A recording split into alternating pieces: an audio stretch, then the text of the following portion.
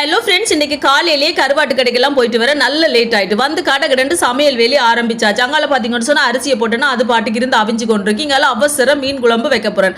அதுக்கு ஒரு வாவல் மீனை வெட்டி துப்புராக்கி எடுத்தாச்சு. இதோட ஒரு மாங்காய், ஒரு கத்தரிக்காய், ஒரு தக்காளி பழம், சின்ன வெங்காயம், வெள்ளைப்பூடு, 2 பச்சை மிளகாய், கருவேப்பிலை இதெல்லாத்தையும் சேர்த்துட்டு இதோட தேங்காய் பால் சேர்க்கிறேன். 2 ஆம்பாலும் 3 ஆம்பாலும். இதில் அடிக்கரல் நான் சேர்க்கல. இதோட முதலாம் பாலும் சேர்த்துட்டு பழப்புளி சேர்க்கிறேன். புளி வந்து கணக்கு சேர்க்கக்கூடாது. ஏன்னா நாங்கள் மாங்காய் போட்டிருக்கிறோம். அதோட தக்காளி சேர்த்திருக்கிறேன்.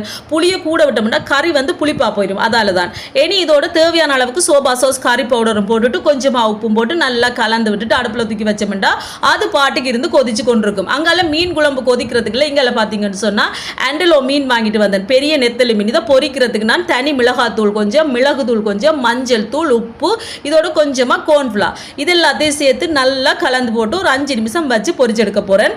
கோர்ன்ஃப்ளவர் இல்லைன்னு சொன்னால் நீங்கள் அரிசி மாவு கூட கலந்து போட்டு எடுக்கலாம், பொரிச்செடுக்கலாம். இங்கே பார்த்தீங்கன்னு சொன்னால் தோசைக்கல்ல எண்ணெயை விட்டுனா எண்ணெய் சூடானணும். ஒவ்வொன்றையும் அப்படியே வரிசை கட்டி வைக்க வேண்டியதான். வரிசை கட்டி வச்சுட்டு கொஞ்சமாக கருவேப்பிலையை மேலால் தூவி விட்டோம்னா நல்லா இருக்கும். அந்த வாசம் நல்லா இருக்கும்.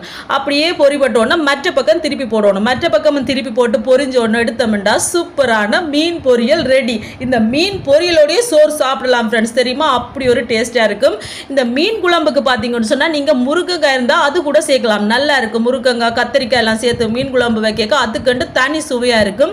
இன்றைக்கு வந்து மீன் குழம்பு நான் இறுக்கமாக வைக்காமல் கொஞ்சமாக தண்ணியாக வச்சுருக்கேன். அப்போ தான் இரவுக்கு சமாளிக்கலாம். அதால தான். ஓகே ஃப்ரெண்ட்ஸ், வீடியோ பிடிச்சிருந்தா சப்ஸ்கிரைப் பண்ணுங்க.